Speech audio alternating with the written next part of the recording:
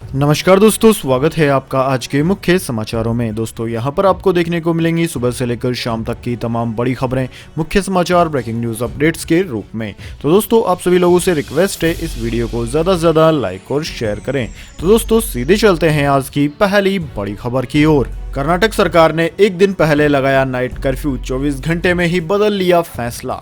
जी हां दोस्तों, कर्नाटक सरकार ने रात में कर्फ्यू लगाने के अपने आदेश को गुरुवार को वापस ले लिया, जबकि एक दिन पहले ही राज्य में 1 जनवरी तक के लिए नाइट कर्फ्यू लगाने की घोषणा की गई थी। दरअसल दोस्तों, ब्रिटेन में मिले इस महामारी के नए स्ट्रेन के कारण एहतियाती कदम उठाते हुए कर्नाटक सरकार ने गुरुवार से 9 दिन के लिए रात 11 बजे से सुबह 5 बजे तक कर्फ्यू लगाने का फैसला किया था। मुख्यमंत्री BS येदियुरप्पा ने एक बयान में कहा कि रात्रिकालीन कर्फ्यू को लेकर लोगों की राय के मद्देनजर फैसले की समीक्षा की गई। मंत्रिमंडल के सहयोगियों और वरिष्ठ अधिकारियों से चर्चा करने के बाद रात्रिकालीन कर्फ्यू के आदेश को वापस लेने का फैसला लिया गया है। मुख्यमंत्री ने इस महामारी वायरस के संक्रमण को रोकने के लिए लोगों से मास्क पहनने, हाथ धोने और उचित दूरी बनाए रखने जैसे नियमों का पालन करने के साथ अत्यंत सतर्कता बरतने की भी अपील की है।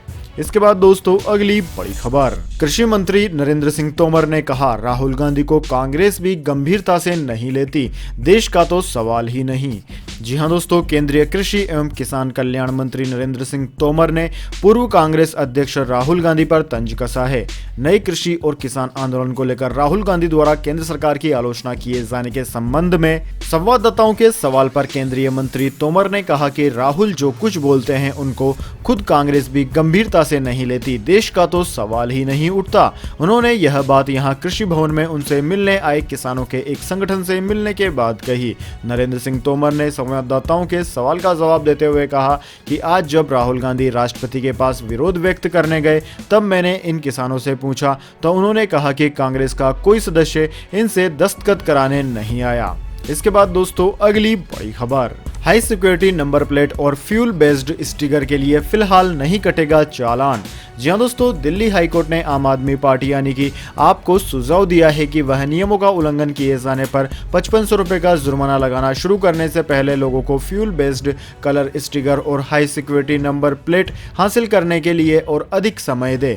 जस्टिस सिद्धार्थ मृदुल और तलवंत सिंह की पीठ ने कहा कि दिल्ली सरकार को नागरिकों के बीच दहशत नहीं पैदा करनी चाहिए, क्योंकि कुछ लोग स्थिति का फायदा उठा सकते हैं। अदालत ने यह भी कहा कि इस साल अगस्त में दिल्ली सरकार द्वारा स्टिकरों और HSRP की जरूरत के बारे में विज्ञापन जारी करने का सही समय नहीं था। कोर्ट ने दिल्ली प्रदेश कांग्रेस समिति के प्रमुख अनिल कुमार द्वारा दायर एक जनहित याचिका पर सुनवाई करते हुए यह फैसला सुनाया। इसके बाद दोस्तों अगली बड़ी खबर। आतंकी हाफिज सईद को टेरर फंडिंग मामले में 15 साल कैद की सजा, 4 मामलों में पहले से हैं दोषी। जी हां दोस्तों, पाकिस्तान की एक और आतंकवादी रोधी अदालत ने मुंबई पर हुए आतंकी हमले के मास्टरमाइंड और जमात उद दावा प्रमुख हाफिज सईद को टेरर फंडिंग के मामले में 15 साल कैद की सजा सुनाई है। अदालत ने उस पर 2 लाख रुपए का जुर्माना भी लगाया है। दोस्तों हाफिज सईद 70 साल का है। वह टेरर फंडिंग के 4 मामलों में पहले ही दोषी ठहराया जा चुका है और उसे 21 साल की सजा हुई है। सैयद को टेरर फंडिंग के 5 मामलों में कोर्ट लखपत जेल लाहौर में 36 बरस की सजा काटनी होगी, लेकिन इन मामलों में उसकी सजाएं साथ साथ चलेंगी। दोस्तों ऐसी खबर है कि हाफिज सईद को जेल में VIP प्रोटोकॉल दिया जा रहा है। दरअसल दोस्तों वैश्विक संस्था वित्तीय कार्यवाही कार्यबल FATF ने फरवरी 2021 तक पाकिस्तान को ग्रे सूची में रखने का फैसला किया है। इससे बाहर निकलने के लिए पाकिस्तान आतंकवादियों पर कार्रवाई का पैंतरा अपना रहा है।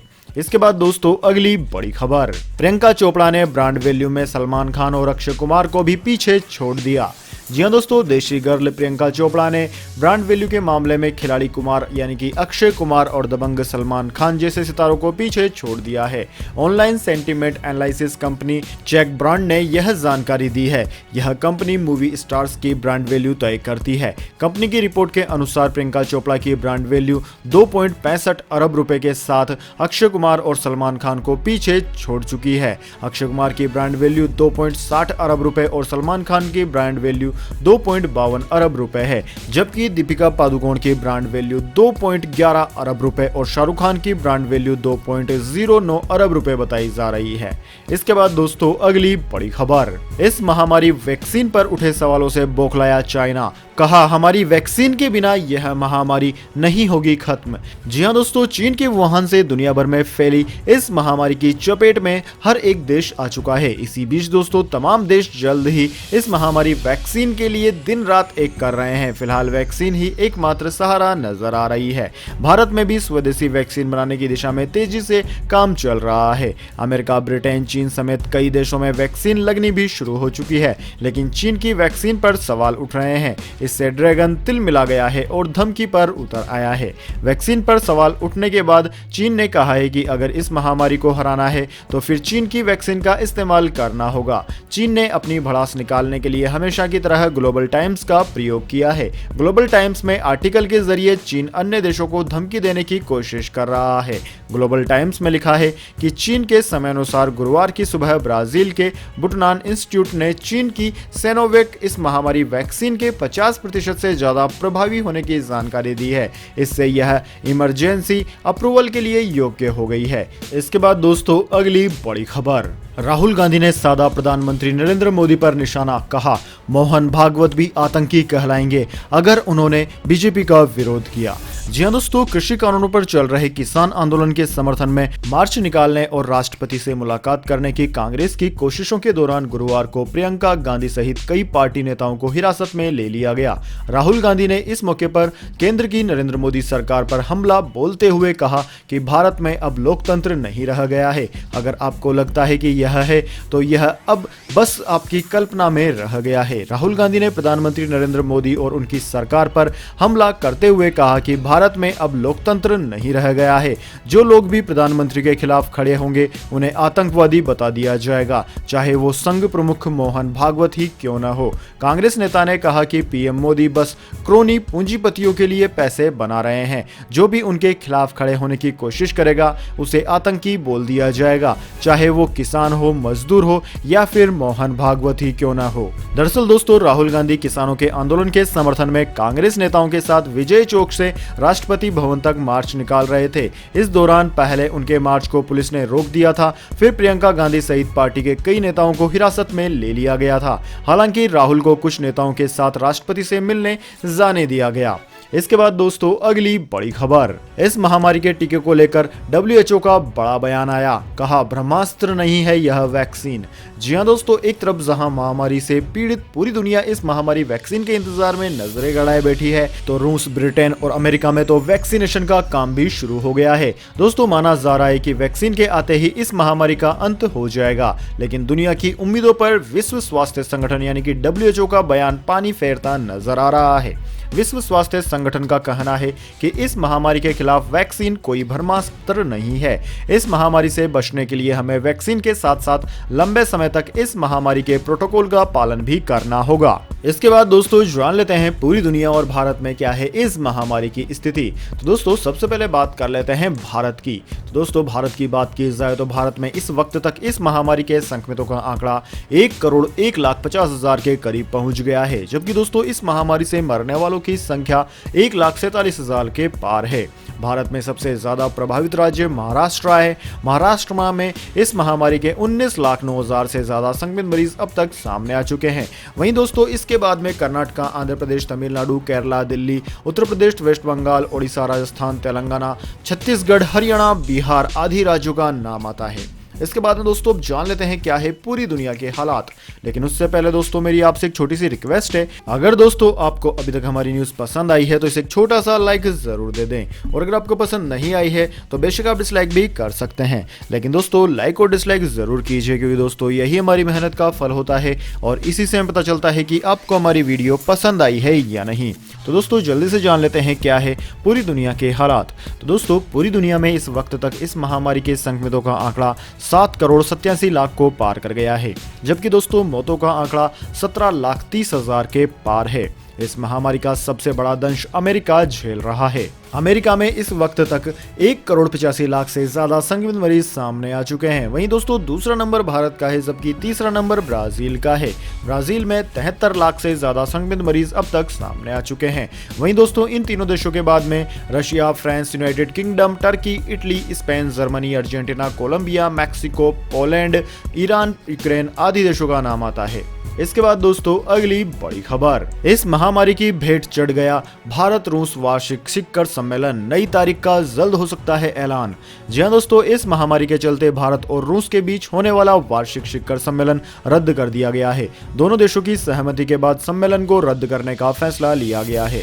दोस्तों लगभग 2 दशक में यह पहला मौका है जब शिखर सम्मेलन का आयोजन नहीं किया जा रहा है। भारत ने बुधवार को एक बयान जारी करके कहा कि इस महामारी को ध्यान में रखते हुए इस साल सम्मेलन आयोजित नहीं करने का फैसला लिया गया है। विदेश मंत्रालय के प्रवक्ता अनुराग श्रीवास्तव ने इस संबंध में जानकारी देते हुए बताया कि इस महामारी को ध्यान में रखते हुए भारत रूस की सरकारों के बीच आपसी सहमति के बाद वार्षिक शिखर सम्मेलन को रद्द करने का फैसला लिया गया है। पिछले साल शिखर सम्मेलन रूस के सुदूर पूर्वी शहर व्लादिवोस्तोक में हुआ था, जबकि 2018 में रूसी राष्ट्रपति व्लादिमीर पुतिन इसका हिस्सा बनने के लिए भारत आए थे।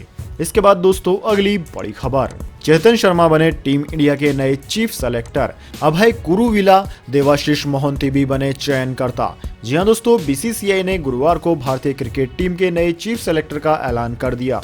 क्रिकेट एडवाइजरी कमेटी के इंटरव्यू के बाद पूर्व क्रिकेटर चेतन शर्मा को चीफ सेलेक्टर बनाने का ऐलान कर दिया गया। इसके अलावा पूर्व तेज गेंदबाज अभय कुरुविला और देवाशीष मोहंती भी टीम इंडिया की सिलेक्शन कमेटी में शामिल किए गए हैं। इन तीनों के अलावा हरविंदर सिंह और सुशील जोशी भी सिलेक्शन कमेटी का हिस्सा हैं। यानी कि दोस्तों मौजूदा चयन समिति में 5 गेंदबाज शामिल हुए हैं, जिनमें से 4 तेज गेंदबाज रहे हैं। इसके बाद दोस्तों अगली बड़ी खबर, मौसम समाचार, जानिए अगले 24 घंटे और पिछले 24 घंटे के मौसम समाचार। तो दोस्तों सबसे पहले बात कर लेते हैं पिछले 24 घंटे की। तो दोस्तों बीते 24 घंटे के दौरान केरल और लक्षद्वीप में हल्की से मध्यम बारिश और गरज के साथ हल्की बौछारें पड़ी है। इसके अलावा तमिलनाडु के भी कुछ हिस्सों में हल्की बारिश हुई है। वहीं दोस्तों हिमाचल प्रदेश, पंजाब, हरियाणा, दिल्ली, उत्तर प्रदेश और पूर्वी मध्य प्रदेश में कुछ स्थानों पर शीतलहर का प्रकोप 24 दिसंबर की सुबह के समय भी जारी रहा, क्योंकि इन भागों में न्यूनतम तापमान सामान्य से कम दर्ज किया गया। वहीं दोस्तों पंजाब, उत्तर प्रदेश के कुछ हिस्सों में, जबकि दिल्ली में 1-2 स्थानों पर घना कोहरा छाया रहा।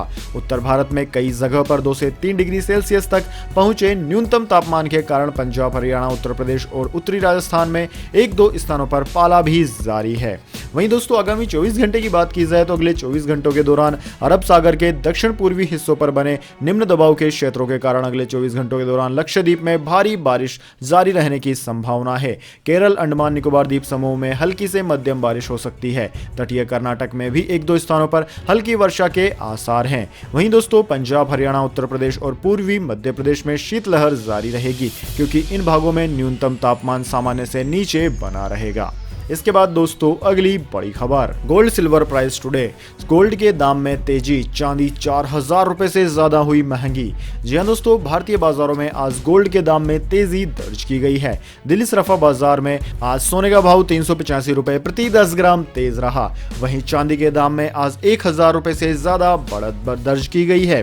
दोस्तों बात की जाए दिल्ली सराफा बाजार में 10 ग्राम चांदी की, तो 10 ग्राम चांदी का भाव 49,624 रुपए प्रति 10 ग्राम रहा।